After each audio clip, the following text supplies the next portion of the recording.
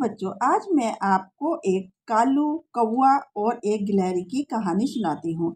एक जंगल में नदी के किनारे एक पेड़ पर कालू कौवा और गिलहरी रहते थे। दोनों एक ही जगह काम करते थे और अपनी कमाई से अपने घर का काम खर्चा चलाते थे। कालू अपनी कमाई से घर का हर एक ऐशो आराम की चीज खरीदता था, अपने बच्चों के शौक पूरे करता था और मौज मस्ती से खाता पीता था। लेकिन जो गिलहरी थी वो अपनी कमाई से सिर्फ जरूरतों का सामान खरीदती थी और बाकी पैसे वो हमेशा बचा कर रखती थी।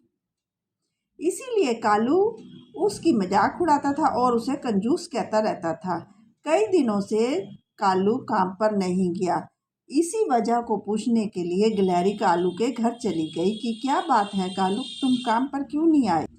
तब कालू कौवे ने कहा कि मेरी पत्नी बहुत बीमार है और उसके इलाज के लिए मेरे पास पैसे नहीं हैं, उसका इलाज सिर्फ शहर में ही हो सकता है।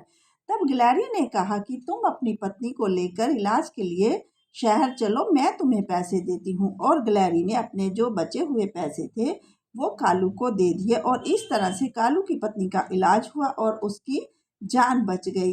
तो बच्चों, इससे हमें ये पता चलता है कि हम जितना भी कमाते हैं उसमें से अपनी ज़रूरतें पूरी करके हमें थोड़ा बहुत बचा कर रखना चाहिए, जो कि संकट के समय हमारे काम आ सके।